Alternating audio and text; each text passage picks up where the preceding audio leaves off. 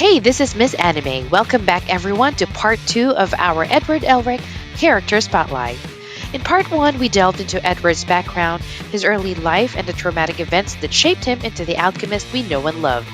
Today, we will continue exploring Edward's journey, focusing on his growth, relationships, and pivotal moments in his quest for the Philosopher's Stone.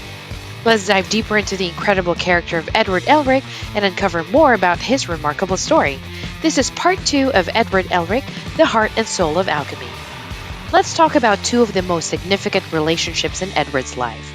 These relationships have profoundly influenced his journey, providing both emotional support and critical motivation in his quest. One relationship is rooted in shared childhood experiences and a deep bond formed through mutual adversity, while others offer unwavering emotional support and understanding, acting as a source of comfort and strength. Both relationships highlight different facets of his character, revealing the depth of his loyalty, love, and determination. Let's dive deep into how these connections shape and define Edward's story. Edward's relationship with his younger brother is easily the strongest and the most significant of his personal connections. Ed is very protective of Al, but Al seems to care about Ed in an almost parental way.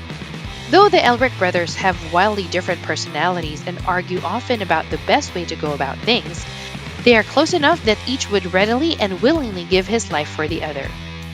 As it is, Edward willingly sacrificed his right arm as material for a soul-binding transmutation after Alphonse's whole body was taken into the gate, an act that almost killed him, as part of the payment for their attempted resurrection of their mother.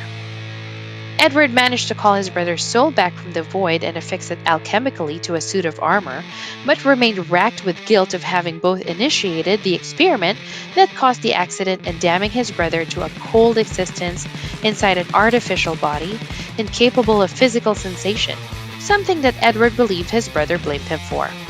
Despite his own physical hardships with his automail limbs, Edward appears to care relatively little about returning his body into the original state and is entirely focused on restoring Al as soon as possible. Ed's relationship with Winry Rockbell is likely one of his more complex personal connections. Born to the kind family that lived next door to the Elrics, Winry grew up alongside Ed and Al and means as much to them both as would a sister. She and Ed are more than childhood friends, they are family. As such, however, Edward argues with Winry even more than he does with Al, their similarly stubborn personalities keeping them at odds with one another despite their powerful bond. After the terrible accident that claimed Ed an arm's leg, Winry took on the role of his personal automail mechanic, building him sophisticated new limbs at the tender age of 11. Since then, Winry has served as Ed's constant well of support both mechanically and emotionally, though they still find themselves arguing frequently. However, this affectionate hostility appears to be masking a deeper relationship. Though Edward has not outwardly admitted any romantic feelings towards Winry, he is rather overprotective of her and becomes unnaturally flustered at the mere suggestion of an amatory relationship between them. Winry, for her part, has admitted to herself that she fell in love with Edward a long time ago. This relationship was confirmed at the end of the series, with Ed confessing his feelings to and eventually marrying Winry. According to the Fullmetal Alchemist Chronicle, they got married in 1917 and have 2 children. Despite Edward's small stature and young age, he is a remarkable combatant, academic philosopher, and strategist. Having apprenticed under Izumi Curtis, Ed was taught to condition his body through regular workouts and sparring as part of her philosophy to train the spirit, train the body first. As such, his light frame bellies compactly muscular build that, in addition to his naturally high energy level and endurance, fuels his considerable strength and agility, which allows him to throw people much bigger than he is. Due to Izumi's Spartan training, Edward has become a particularly competent hand-to-hand fighter, able to hold his own against armed opponents and even skilled martial arts practitioners. Besides that, his steel right arm and left leg augment his fighting strength by adding to his defensive and offensive capabilities, as well as his speed after he is refitted with a lighter, cold climate automail in Chapter 70 of the manga. As suggested by his unprecedented acceptance into the State Alchemist program at such a remarkable young age, Edward Elric is an alchemy prodigy of genius-level intellect. From early childhood, he displayed proficiency for alchemy, acquiring self-taught alchemy skills and comprehension from the advanced literature in his father's abandoned study at an age that shocked even his mother.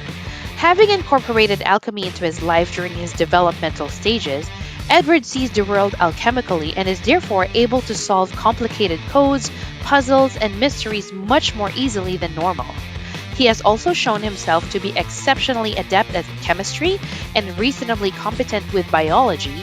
Indeed, even his preparations for the failed attempt to resurrect his mother were indicative of these. Edward's near encyclopedic knowledge of alchemical theory is astounding and contributed to his incredible success with emerging soul binding experimentation. His feats as a child were so great that many initially suspected that he was a fully trained adult alchemist rather than a 10-year-old boy. He shows an uncanny level of focus that allows him to effectively shut out everything from his surroundings and devote all of his considerable mental power to whatever problem demands his attention, especially in the case of books. Edward's skill with alchemy was so great that he was able to turn himself into a humanoid philosopher's stone in order to force his way into pride and then revert himself back to normal immediately afterwards. While in his philosopher's stone form, he was able to destroy pride's philosopher's stone from the inside, reverting pride to his pure form. As promised, we'll explore some intriguing facts that make Edward Elric one of the most beloved characters in anime history. Let's begin. Number 1. Due to his popularity, Edward won Favorite Male Character in the 26th Annual Animage Readers Poll. Number 2. Edward greatly dislikes milk, either for its taste or the fact that it is an opaque white liquid secreted by a cow or both. He does, however, greatly enjoy stew and marvels that something comprised mainly of milk can taste so good. It is often joked about in both the manga and the anime series that the reason he is so short is because he refuses to drink milk. Incidentally, Hiromu Arakawa grew up on a dairy farm as a child. Number 3. Edward is extremely sensitive about his height and often reacts comically and angrily when someone calls him short or makes any reference to his stature. This running gag adds a humorous element to his character throughout the series. In the Volume 2 extras of the manga, Ed is asked how tall he was. He replied he was 165 centimeters tall. However, this height also included his elevator shoes and his hair antenna. His true height at the time was 141 centimeters. By chapter 84, he is shown to be taller than Winry, implying that he has at least attained his 165 centimeter stature. Number 4.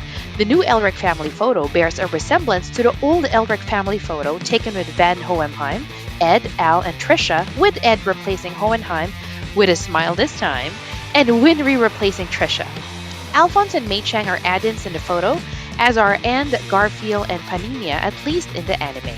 Number 5. Edward's character has been brought to life by notable voice actors in both Japanese and English versions.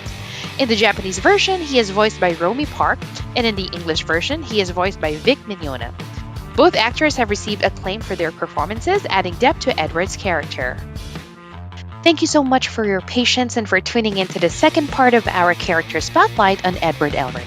In this video, we delved into Edward's relationships and incredible alchemical abilities, exploring what makes him such a compelling and beloved character. I hope you enjoyed learning more about his journey and the dynamics that shape his world. If you liked this video, please give it a thumbs up, subscribe to my channel, and don't forget to hit that notification bell so you won't miss the next exciting installment. Thanks again for watching, and I'll see you in the next video. Stay wicked!